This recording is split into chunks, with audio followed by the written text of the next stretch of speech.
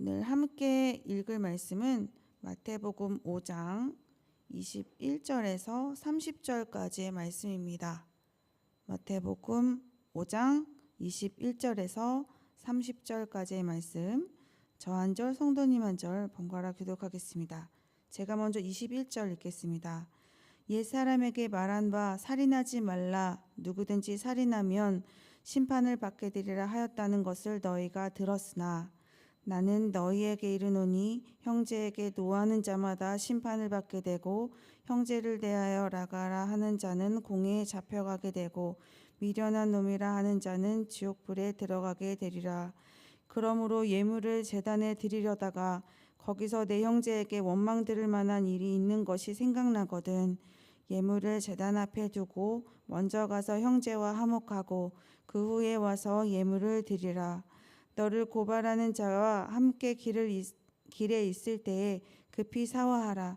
그 고발하는 자가 너를 재판관에게 내어주고 재판관이 옥리에게 내어주어 옥에 가둘까 염려하라.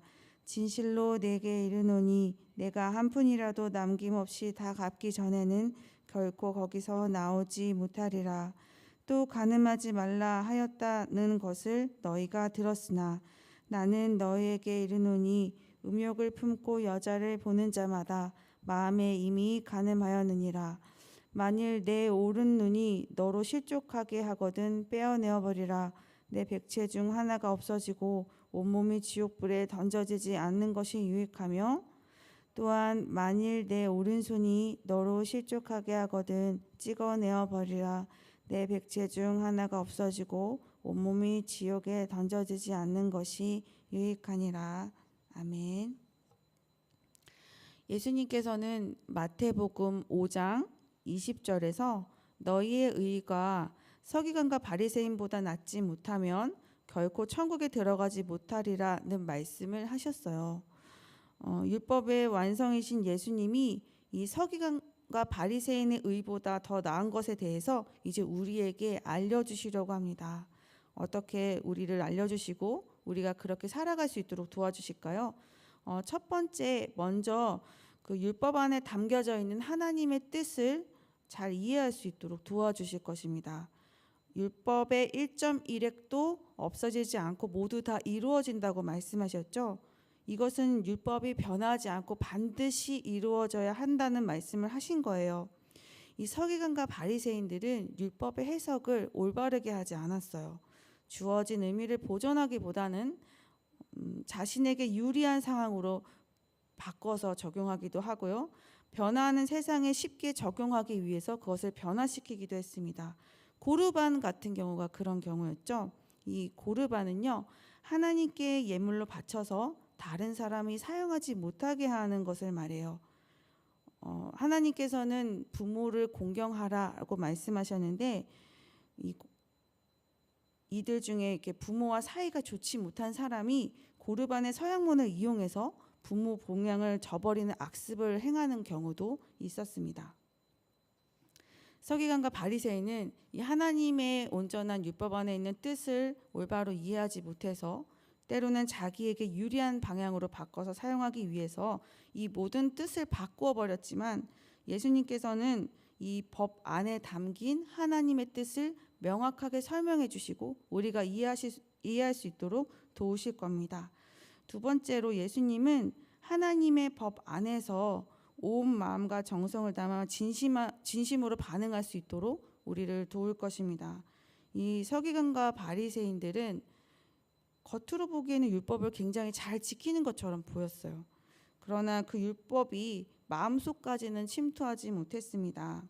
마가복음 7장에서는 제자들이 이 손을 씻지 않고 이 떡을 먹는 모습을 보고 그것을 지적하는 내용이 나와요. 예수님, 당신의 제자들은 왜 장로의 전통을 따라 손을 깨끗하게 씻고 떡을 먹어야 되는데 그렇게 하지 않습니까? 라고 서기관과 바리새인들이 물어봐요. 그때 예수님께서 하신 말씀이 마가복음 7장 6절 말씀인데요. 제가 읽어드릴게요. 이사야가 너희 외식하는 자에 대하여 잘 예언하였도다. 기록하였으되 이 백성이 입술로는 나를 공경하되 마음은 내게서 멀도다. 이렇게 말씀하셨어요. 이 서기관과 바리새인들은 외식하는 자들입니다. 겉으로는 하나님을 공경하는 것처럼 보이지만 마음은 하나님에게서 멀리 떨어져 있어요. 이렇게 마음속을 들여다보지 않고 죄가 있는 그 상태, 그 자연의 상태로 내버려 두면 그런 것을 내버려 둔 채로 겉모습만 그런 척 한다면 그것은 과연 참된 모습일까요? 하나님께서 겉모습만 그런 척 하라고 우리에게 법을 주신 것은 아니죠.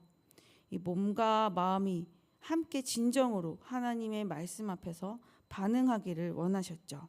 예수님께서는 우리의 마음이 어디에 있는지 알려주실 거예요. 우리의 마음이 율법 가운데 정말 있는지 아니면 율법과 너무 떨어져서 있는지 그것을 알게 도와주실 것이고, 또 우리가 만약에 율법에서 많이 떨어져 있는 마음을 가지고 있다면 이것을 돌이켜서 율법 안으로 잘 들어올 수 있도록 우리를 도와주실 거예요.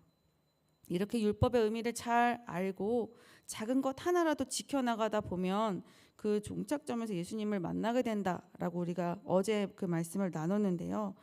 하나님의 그 율법의 완전함 앞에 사실은 우리가 우리의 죄성을 발견하게 돼요.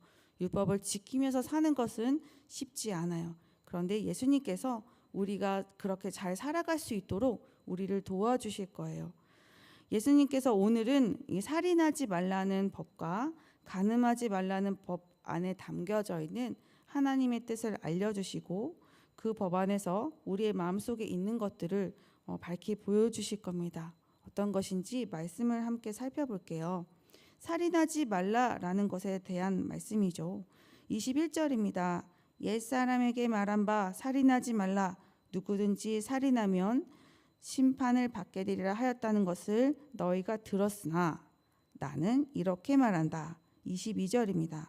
형제에게 노하는 자마다 심판을 받게 되고 형제를 대하여 나가라 하는 자는 공회에 잡혀가게 되고 미련한 놈이라 하는 자는 지옥불에 들어가게 되리라.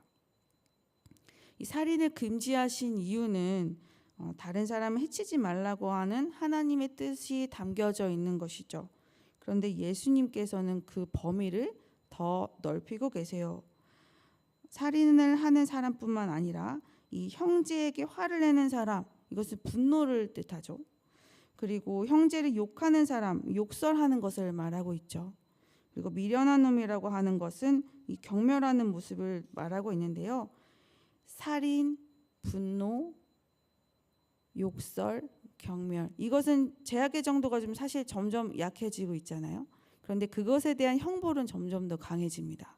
이 살인과 분노에 대해서는 이 심판이 있게 될 것이다 라고 말씀하셨고, 욕설에 대해서는 공에 잡혀가게 될 것이다 라고 말씀하셨고, 경멸하는 것은 오히려 지옥불에 떨어지게 될 것이다 라고 말씀하세요.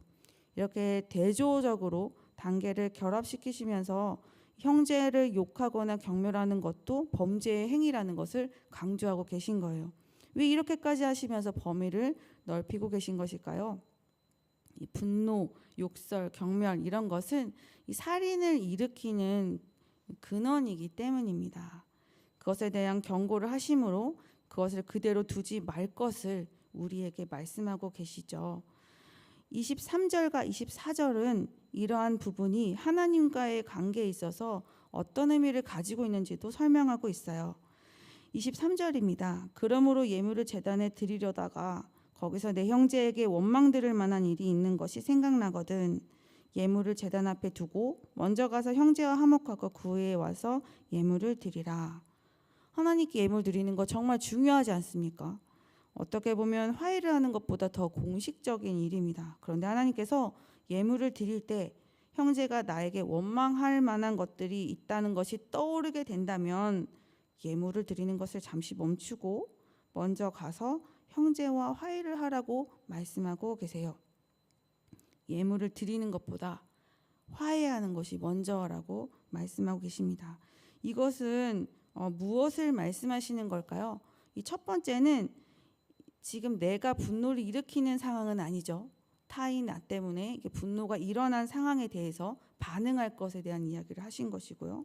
이 두 번째는 이 분노의 문제를 발견했다면 그것을 그냥 두지 말고 빠르게 해결하라는 말씀을 하고 계신 거예요. 그것을 설명한 것이 25절과 26절입니다. 너희를 고발하는 자와 함께 길에 있을 때 급히 사화하라. 그 고발하는 자가 너희를 재판관에게 내어주고 재판관이 옥리에게 내어주어 옥에 가둘까 염려하라. 진실로 내게 이르노니 내가 한 푼이라도 남김없이 다 갚기 전에는 결코 거기서 나오지 못하리라. 앞에서 다룬 내용과는 조금 무엇인가 연관이 없는 듯하지만 이런 것입니다. 이 금전적인 문제에 있어서 이제 내가 고발당할 상황이 왔는데 법정으로 가는 길에 나를 고발할 사람을 만났다고 치자. 그러면 그냥 지나치겠는가? 아니면 이 상황을 어떻게든 해결해 보려고 그 사람에게 화해를 하든지 사과를 할 것인가? 라는 이야기를 하고 있는 것이죠. 우리가 그런 일이 있다면 빨리 해결하려고 할 것이다라는 말씀을 지금 하고 있는 거예요. 내 안에 이 분노에 대한 마음이 있을 때 이것이 강하게 느껴지든 약하게 느껴지든 그것을 그냥 두지 말라라는 말씀을 하고 있는 것이죠. 발견하면 기회만 된다면 신속하게 해결하는 것이 좋다는 것입니다. 또 한 가지는 타인의 분노를 일으킬 만한 일도 빨리 해결하는 것이 필요하다라는 말씀을 하고 계세요. 이 두 번째는 간음에 대해서 말씀하고 계시죠. 27절과 28절입니다. 또 간음하지 말라 하였다는 것을 너희가 들었으나 그러나 나는 너희에게 말한다. 음욕을 품고 여자를 보는 자마다 마음에 이미 간음하였느니라. 이 여자를 쳐다보는 것 자체에 대해서 경고하시는 것도 아니고요. 이 성적인 욕구에 대해서 그렇게 경고하시는 것도 아닙니다. 28절의 정확한 번역은 이렇습니다. 음욕을 품기 위해서 쳐다보는 자마다 라고 번역이 되어 있습니다. 이 고의적으로 의도를 가지고 이 정신적인 성적인 욕구, 일어나는 욕심에 대해서 지금 정죄를 하고 계신 거예요. 분노와 마찬가지로 음욕도 간음을 일으키는 근원입니다. 이 일어나는 음욕에 대해서 어떻게 해결해야 될 것을 말씀하고 계신가요? 29절과 30절에서는 조금 과격한 말씀을 하고 계세요. 눈이 실족하게 하면은 빼어내어 버리고 손이 실족하게 하면 찍어내어 버리라 라는 말씀을 하시죠. 이것은 실제로 그렇게 하라는 말씀은 아니에요. 이 마음의 간음의 심각성을 알려주시기 위해서 사용하신 표현입니다.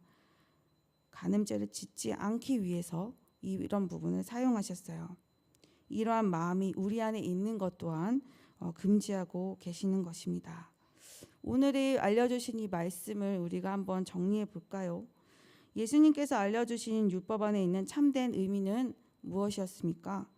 이 살인하지 말라는 계명에 대해서는 하나님을 사랑하는 것이 이웃을 사랑하는 것과 같다라는 것도 알려주셨어요. 또 두 번째로 우리의 온 마음을 다하여서 하나님 법 앞에서 반응하는 것에 대한 중요성도 알려주셨죠. 예수님께서는 겉으로 드러나는 행동뿐만 아니라 이 마음속의 생각도 이 중요한 관심의 대상으로 삼아야 한다는 것을 우리에게 알려주고 계십니다. 실제로 일어나는 사건이 아니었기 때문에 신경 쓰지 않았던 그리고 사소하게 여겼던 마음속 생각들도 관심을 가지고 관찰해야 하고 때로는 신속하게 때로는 단호한 자세로 관리해야 한다는 것을 우리에게 가르쳐 주셨어요. 예수님께서 하신 이 말씀에 동의하십니까? 말씀대로 하고자 하는 마음이 우리 가운데 피어나시나요? 저는 오늘 이 말씀 중에 이 분노에 대한 것을 더 좀 깊이 묵상해 보게 되었어요. 유난히 부끄러움이 느껴지는 구절입니다. 또 한편으로는 어떤 대상에 대한 분노 말고 대상이 없는 상황을 보고 일으키는 분노는 어떠한가 또 생각해 보게 되었는데요. 가만히 생각해 보니까 이 사람에 대한 분노가 아니라 이 상황에 대한 분노는 하나님을 향한 분노라는 생각이 들었어요. 어쨌든 우리 안에 일어나는 그러한 분노는 잘 관찰하고 관리하는 것이 필요하겠습니다. 저도 쉽게 분노를 일으키기도 하고 때로는 제 안에서 쉽게 분노를 좀 해결하는 부분이 있었는데 이것을 제가 그동안 가만히 내버려 두었구나라는 것을 제가 사실 좀 느끼게 되었어요. 가볍게 일어나는 분노도 흘러가도록 둔다면 이것이 내 마음속에서 길이 나서 또 이것을 또 추구하는 마음을 또 형성할 수도 있겠다라는 생각이 들었는데요. 오늘 말씀을 들으면서 이 사소한 것도 마음속에 일어난 것들을 잘 관찰해서 그것들을 신속하게 해결하고 그리고 철저하게 관리하는 일들을 해야겠다라는 생각을 했어요.